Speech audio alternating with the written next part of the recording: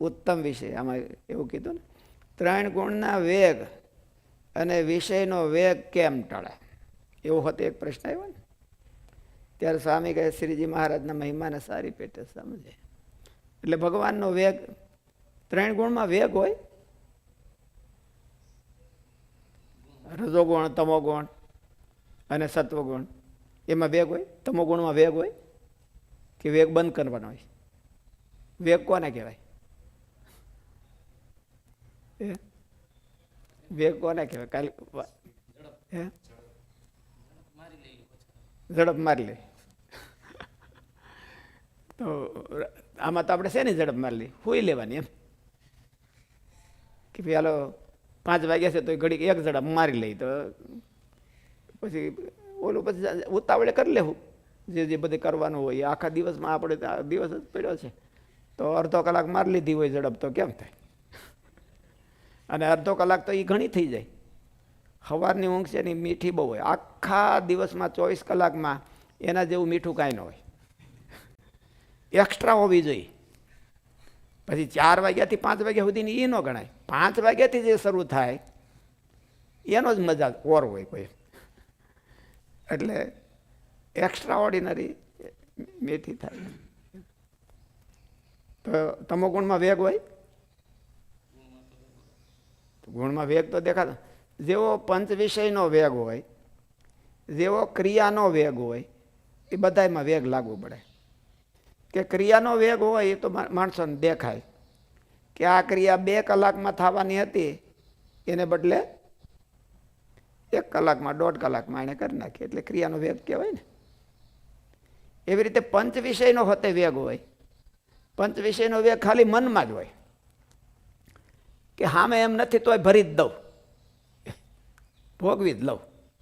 ઘણા એને વેગ ચડ્યો હોય ને તો કે આ દુનિયામાં કાંઈ કરતાં કાંઈ બોયટા વિના રહેવું ન જોઈએ. બધી હોટલો છે આ એક અઠવાડિયે એક હોટલ બદલાવવી જોઈએ. કારણ કે નહીં ને વળી પાછું ઓલે પણ ખૂણાનો ક્યાંક ટેસ્ટ બાકી રહી જાય તો એને વેગ કહેવાય ને. આપણને એ વેભરકા થાય કે ભાઈ હાલો મારે દુનિયામાં કાંઈ જોયા વિનાનું કાંઈ રહેવું ન જોઈએ. હું બધું મોટા મોટા ભક્તો હોય એ બધા એવું કરતા હોય કે આખા દુનિયાનો નકશો કરીને ટીપકા કરે, કાંઈ જઈ આવ્યો, અહીં જઈ આવ્યો, અહીં જઈ આવ્યો, બાકી કર્યું.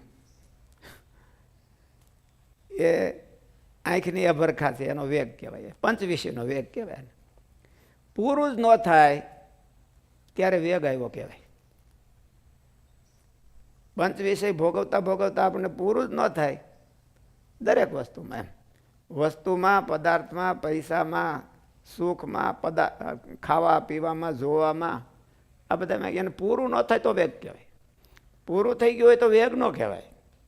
હાલો આજે બધા પૂરું હયો કે કચ્છમાં કે હયો, હવે બસ ઘણું થઈ ગયું તો એને વેગ ન કહેવાય. આપણે સેવા કરતાં કરતાં એટલે ઘણી તો વેગ ન કહેવાય. પૂરું જ ન થાય તો થાય.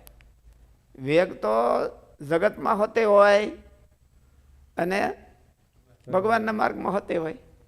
ભગવાનના માર્ગમાં ધરાય નહીં તો એને ભગવાનનો વેગ લાગ્યો કહેવાય, અને જગતના માર્ગમાં ધરાય નહીં તો જગતનો વેગ લાગ્યો કહેવાય.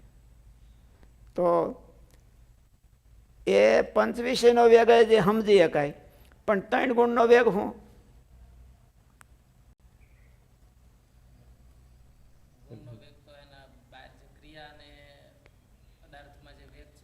એટલે ગુણ છે એ તો એની પ્રવૃત્તિથી ઓળખાય. ગુણ છે એ બધાય એની પ્રવૃત્તિથી ઓળખાય. તમોગુણની પ્રવૃત્તિ શું? ઝઘડો કરવો. આળસ. હે? ઝઘડો કરવો. ઝઘડો કરવો એ હોતી કરવું ધરાય નહીં. ઘણા છે ને એવર ઓલા ફાઇટિંગ મોડમાં હોય, વોરિયર મોડમાં હોય. એવા પેલા બધા ઓલે કહેતું હોય ને કે ફોન છે એ તમારે ઓલું પ્લેન ફ્લાઇટ મોડમાં, હે ફ્લાઇટ મોડમાં નાખી દેવાના. એટલે ઘણા એનું મગજ છે એ એવર વોરિયર મૂડમાં હોય. જરાક તો એ બધા 1 સેકન્ડમાં તૈયાર થઈ જાય. તો એને તમોગુણનો વેગ કહેવાય. આરામ છે ને આ બધો તો બધાના હોય નહીં. વોરિયર મૂડ તો કોક જ હોય, પણ આરામ ઝડપી લેવો એ તમોગુણનો વેગ કહેવાય. એની પ્રવૃત્તિ ઝડપી લેવી એ વેગ કહેવાય. કે ભાઈ જો મળતો હોય તો હાલો ને કેટલી વાર છે, 1 કલાકની વાર તો હું આરામ કરી લઉં. તો એ પ્રવૃત્તિ ઝડપી લેવી એનું નામ તમોગુણનો વેગ કહેવાય. વિષય બધા ઝડપી લેવાય અને રજોગુણનો વેગ કહેવાય.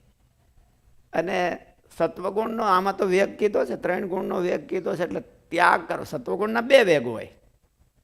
એક સત્વગુણનો સારો વેગ હોતો હોય અને સત્વગુણનો નબળો વેગ હોય. કારણ કે માયાનો ગુણ છે એટલે એમાં સત્વમ સંજયતી સુખે સંજય સુખે, સત્વમ સુખે સંજયતી.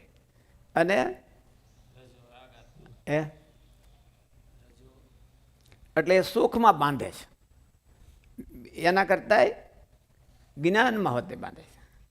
જ્ઞાનથી, જ્ઞાન છે એ મારે ભણવું છે તેને પૂરું જ ન થાય, મારે હજી મારે જવું જ ભણવા, આ મારે ભણવું, એટલે એ બધી અભરકા છે. એટલા માટે શિક્ષાપત્રીમાં લખ્યું બહુ ગ્રંથા ન અભ્યસે હતા. જા જેટલા ગ્રંથો હોય એટલે બધાનું હું જાણી લઉં, બધા એનું મત જાણી લઉં, બધા એનું બધું ઈદમ કરી લઉં. કુરાનમાં શું કીધું છે એ હોતે જાણી લઉં, અને બાઇબલમાં શું કીધું છે એ હોતે જાણી લઉં. તો એ જ્ઞાનનું સુખ છે. જ્ઞાન સુખે ને સુખ સંગે ને બદનાથી. જ્ઞાનનું સુખ ભગવાન સિવાય. જો એમાં ભગવાનનો એને વેગ લાગે તો સત્વમ યદ બ્રહ્મ દર્શન. ભગવાનમાં વિવેક અને વૈરાગ્યનો વેગ લાગે તો વિવેક અને વૈરાગ છે એ પણ સત્વગુણની ઉપજ છે. વિવેક અને વૈરાગ્યનો વેગ લાગે તો પણ તો એ બાંધે નહીં, એ છોડાવે. મારે કે સુખરૂપ થાય છે. સુખરૂપ થાય એટલે મોક્ષના માર્ગમાં સુખરૂપ થાય. અને ઓલો જો આ લોકનું જ્ઞાન મેળવવા માટેનું જો એને ઓલું જાતું હોય તો બાંધે. એટલે ઉપયોગી હોય એટલું જ્ઞાન બરાબર આત્મસાત કરે ભગવાનના માર્ગમાં. વિઘ્નરૂપ હોય એવું ન કરે તો એને બંધનરૂપ ન થાય. નકર સત્વગુણ હોતે મોહ બંધન કર, મોહ કરે.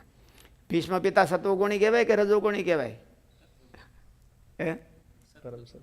સત્વગુણી કહેવાય. તો એ શું બાંધ્યા? તો એને અહમ તો હોય ને કે ભાઈ હું કરું એવું બીજું કોઈ કરી ન શકે. એમ કે એટલે કહે છે ને બધે હું કે અમારા ગુરુજી કરે એવું કોઈ કરી તો જુઓ. એવું કોઈ કરી ન શકે. એટલે એ બંધન છે. એટલે 3 ગુણના વેગ છે. 3 ગુણના વેગ છે એ 3 ગુણની પ્રવૃત્તિના વેગ છે. ગુણનો વેગ તો કોઈને ગુણ છે એ અતિન્દ્રિય પદાર્થ છે. કોઈને આંખે કરીને દેખાતો નથી, મને કરીને અનુભવાતો નથી, મને કરીને દેખાતો નથી. મને કરીને ભગવાનની મૂર્તિ દેખાય પણ મને કરીને ગુણ ન દેખાય.